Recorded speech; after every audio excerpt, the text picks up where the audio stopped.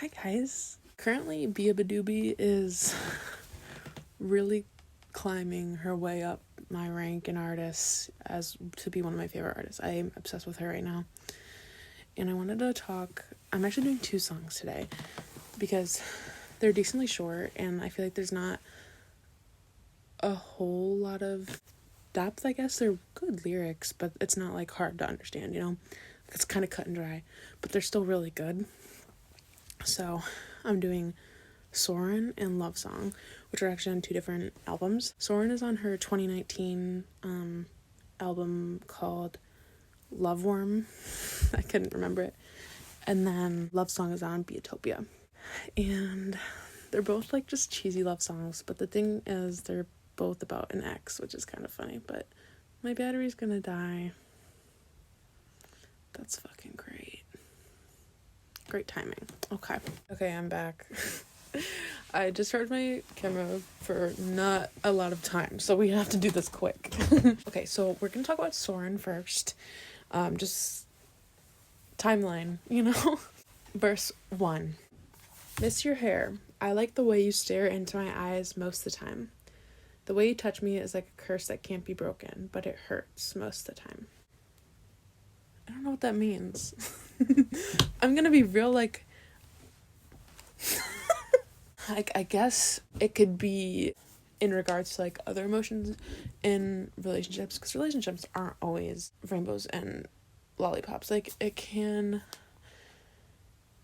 there are downsides, there are arguments, and maybe sometimes the way that they argue or the way he looks into her eyes isn't what she likes. But then the chorus is a deep cut love song. It's so beautifully written. It's like literally makes me, it's just so beautiful, and I love a good lyric. And if there was a place that I had to choose, or a memory that fades that I cannot lose, if there was a place that I could call home before I die, you ought to know it'd be in your arms tonight. Soren, the song title, it's actually her ex-boyfriend, now ex-boyfriend. Obviously they probably weren't exes when she wrote this, but his name's Soren. I actually don't remember his last name, but his name's Soren. And she wrote this about him, which is so cute. And now she has a new boyfriend, though, and she seems really happy. So I'm happy for her. But Soren is her person. And out of everybody she loves, she'd pick to die in his arms. She'd pick to go to him. She calls him her home. And I think that's a super special person, I guess, to have. Like, when you are able to call somebody your home, I think that is something that you should hang on to for as long as you can. Obviously sometimes it doesn't work out, but like when you can just have someone you can always run to, like that doesn't come around often, you know? She's just literally so in love with this person, and I've never been in love, so it's something that I can't necessarily relate to, but at the same time I like to relate to songs in like the most obscure ways. Like I could somehow in my brain relate this to like YouTube, for instance, or my cat. Like it's just, that's like what's awesome about music. You can literally just relate it to whatever you want. Verse 2. The green in your eyes are like the leaves in the summer, and it changes with the weather. The pink in your cheeks when you slightly lose your temper makes me love you even more. This verse is just like pointing out the little things, and I think that's just another super sweet sentiment. Like when I'll see that like on TV and stuff, because it doesn't happen in real life, like the little things that people notice, or like the monologues. I like the way you bite your nails when you're nervous. You know, like that kind of thing I think is just so sweet. I guess like when you slightly lose your temper, that can go into like what I said in the beginning, how like obviously relationships aren't always perfect, and if they are perfect then there's nothing to fight for. So I don't think it's bad if your relationship isn't perfect. It just kind of represents, especially like the pink in your cheeks when you slightly lose your temper, like that's not necessarily like a good thing about a person that they lose their temper, but it happens, and like she still loves him no matter what, you know?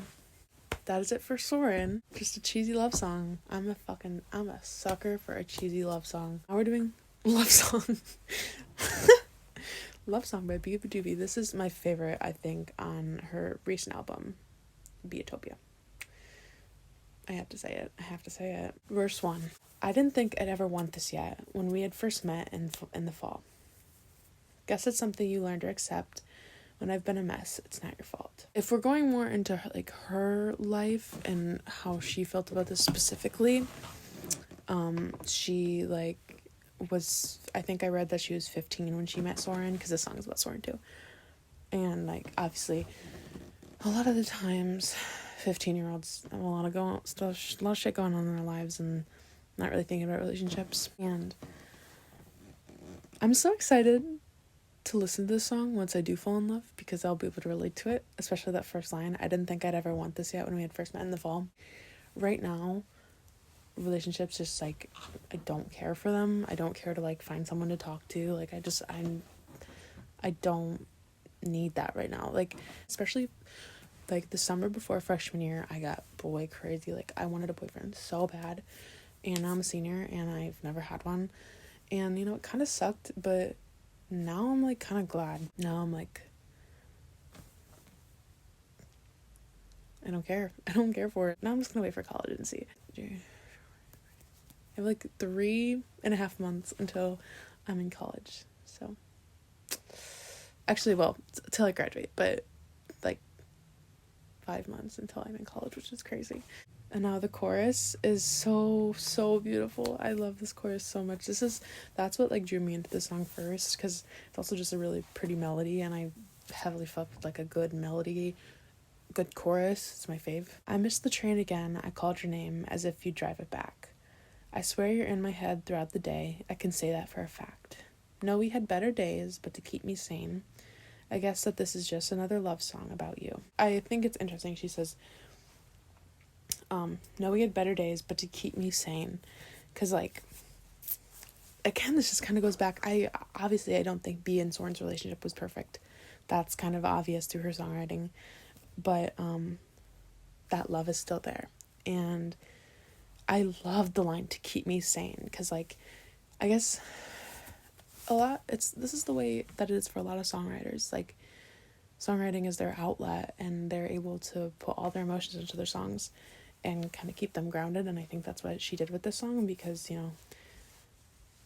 the relationship probably wasn't going the best, but she kind of wrote the song to remind herself that she loves him. So verse 2 is so cute. I'm running over sentences at times. I better quit dreaming just so I could write.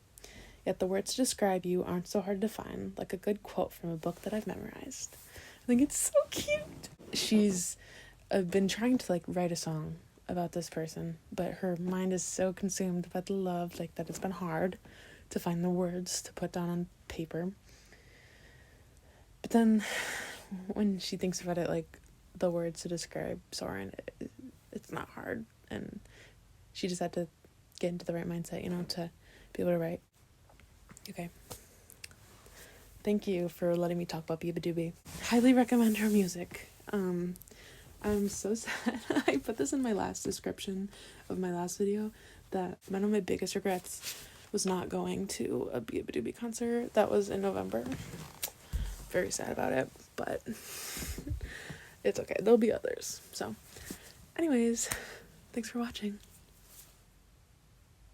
Bye.